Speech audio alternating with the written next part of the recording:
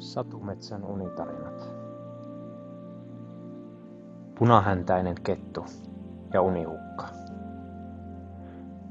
Asuipa kerran kaukana metsässä, utuisten vuorten tuolla puolen, punahäntäinen kettu.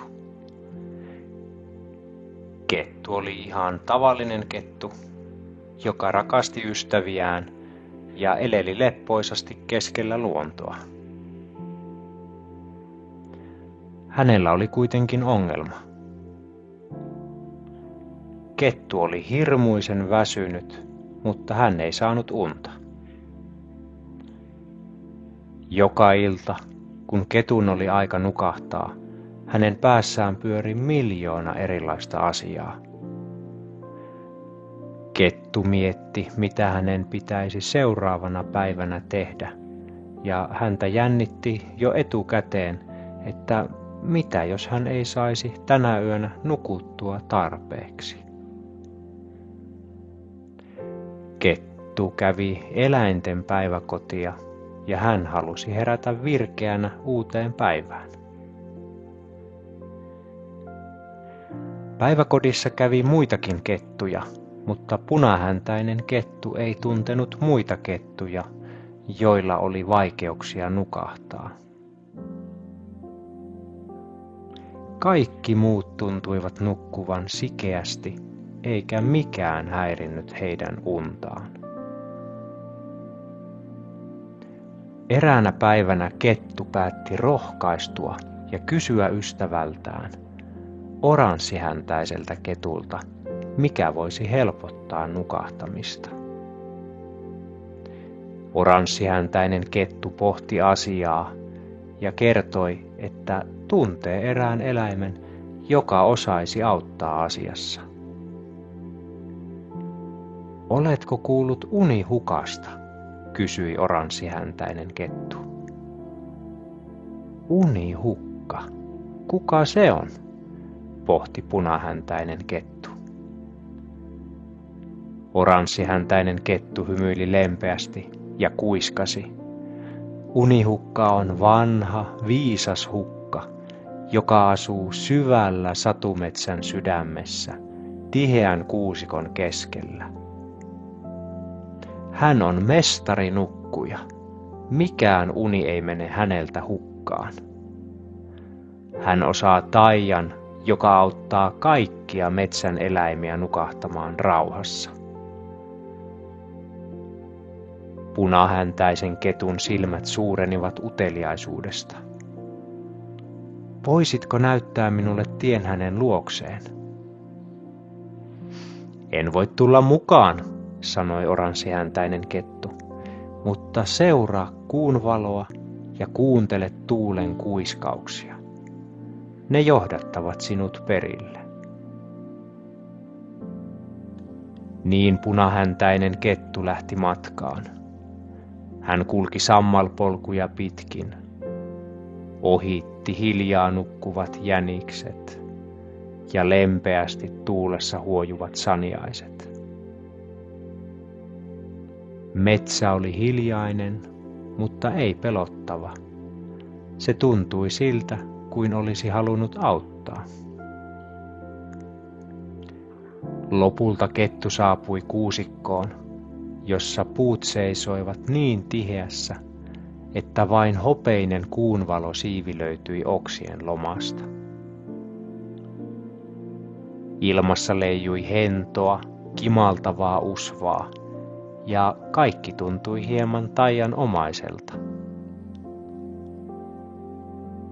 Keskellä kuusikkoa, pehmeän sammalpedin päällä, nukkui suuri, harmaaturkkinen hukka. Hänen hengityksensä oli rauhallinen ja tasainen, ja jokaisella uloshengityksellä leijaili pieniä unenhattaroita ilmaan. Kettu astui varovasti lähemmäs ja kuiskasi. Unihukka. Hukka avasi silmänsä hitaasti ja katsoi kettua lempeästi. Tervetuloa, pieni ystävä. Olen odottanut sinua. Kettu kertoi ongelmastaan, kuinka hänen mielensä oli täynnä ajatuksia ja kuinka uni ei koskaan tullut silloin, kun sitä eniten tarvitsi. Unihukka nyökkäsi ymmärtäväisesti. Moni pieni sydän kantaa mukanaan suuria ajatuksia. Mutta tiedätkö, minäkin olin joskus sellainen. Kunnes opin 2 tärkeää asiaa. Kettu istui alas ja kuunteli tarkasti. Ensimmäinen on tämä, sanoi hukka ja sulki silmänsä hetkeksi. Laske lampaita. Kuvittele, että ne hyppivät pehmeän aidan yli, yksi kerrallaan. Yksi kerrallaan. Jokainen hyppy on kuin pieni hyvän yön halaus mielellesi. Ja toinen, kysyi kettu hiljaa.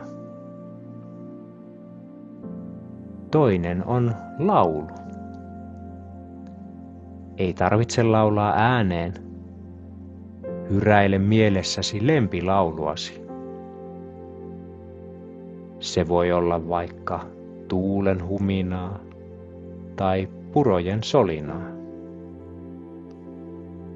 Se rauhoittaa sydämen ja antaa ajatuksille luvan levätä. Kettu sulki silmänsä ja kokeili. Hän näki mielessään valkoisia lampaita, jotka hyppivät kevyesti aidan yli. 1, 2, 3, 4, 5. Samalla hän hyräili hiljaa mielessään laulua, jonka hänen äitinsä oli joskus laulanut.